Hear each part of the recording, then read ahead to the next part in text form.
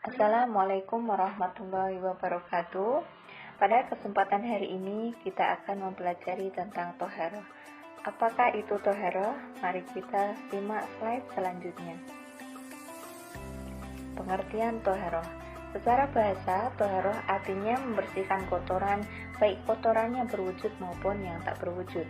Secara istilah, toharoh artinya menghilangkan hadas, najis, dan kotoran dari tubuh yang menyebabkan tidak sahnya ibadah lainnya menggunakan air atau tanah yang bersih.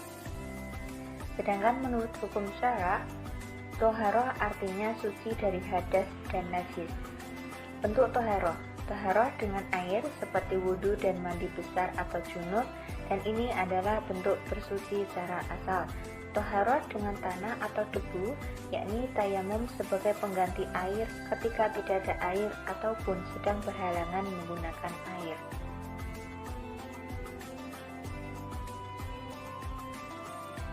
Jenis-jenis najis.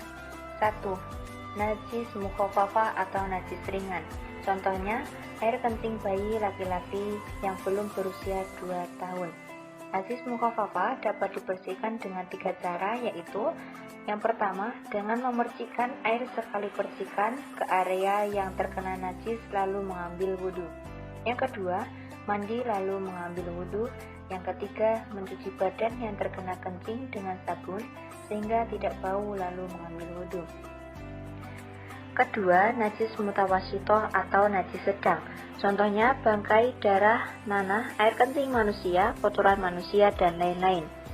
Najis mutawassithah dibedakan menjadi 2 jenis, yaitu 1. Najis ainiyah, yakni najis yang terlihat rupa, rasa, atau tercium baunya.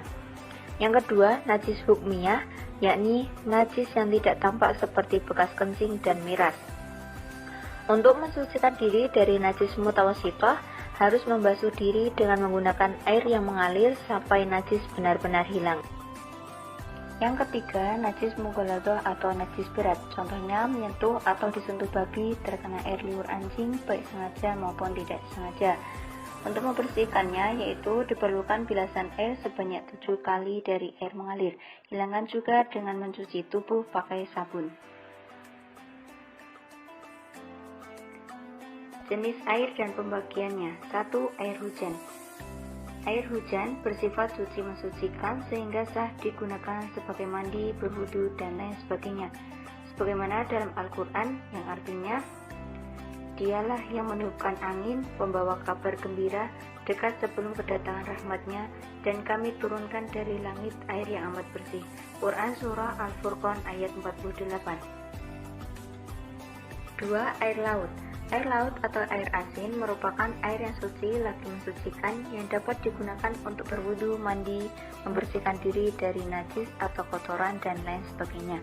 Sebagaimana dalam sebuah hadis dikatakan, yang artinya, dari Abi Hurairah radhiyallahu an, bahwa ada seorang bertanya kepada Rasulullah SAW, "Ya Rasulullah, kami mengarungi lautan dan hanya membawa sedikit air. Kalau kami gunakan untuk berwudu, pastilah kami kehausan. Bolehkah kami berwudu dengan air laut?" Rasulullah SAW menjawab, "Laut itu suci airnya dan halal bangkainya." Hadis riwayat Abu Daud 83, At-Tirmizi 79, Ibnu Majah 386, An-Nasa'i 59, Malik 1-22. Yang ketiga, air embun. Air embun merupakan air yang ada pada dedaunan di pagi hari atau rerumputan di pagi hari.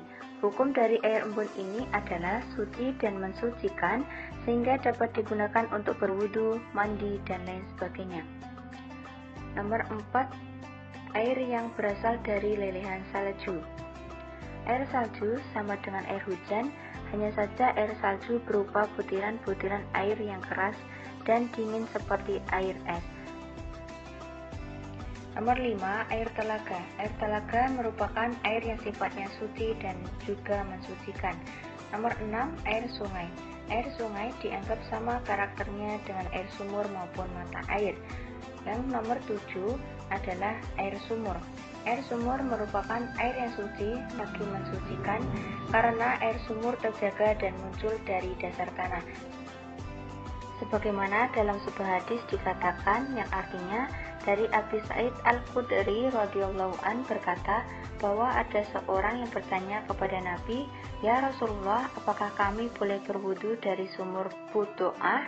Padahal sumur itu yang digunakan oleh wanita yang haid, dibuang ke dalamnya daging anjing dan benda yang busuk. Rasulullah Shallallahu Alaihi Wasallam menjawab, air itu suci dan tidak dinajiskan oleh sesuatu.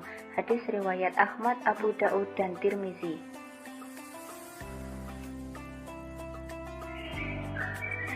Menurut hukum Islam, air terbagi menjadi 4 golongan, yaitu 1. Air mutlak, air yang suci, lagi menyucikan dan tidak makruh untuk bersuci. Air ini dapat digunakan untuk berwudu, menyuci, dan sebagainya. Yang kedua, air musyamas, air yang terkena sinar matahari sampai panas. Air musamas makruh hukumnya jika digunakan untuk berwudu, mandi, dan sebagainya, namun dibolehkan jika untuk mencuci pakaian. Yang ketiga, air mustakmal, air yang telah dipakai untuk bersuci. Air mustakmal merupakan air yang sedikit namun sudah digunakan untuk bersuci sehingga sudah tidak bisa lagi digunakan untuk bersuci. Yang keempat, air mustanajis, air yang terkena barang najis. Barakallah, semoga ilmunya bermanfaat dan kita selalu dalam lindungan Allah Subhanahu wa Ta'ala. Amin, amin, amin ya Rabbal Alamin. Terima kasih atas perhatiannya. Wassalamualaikum warahmatullahi wabarakatuh.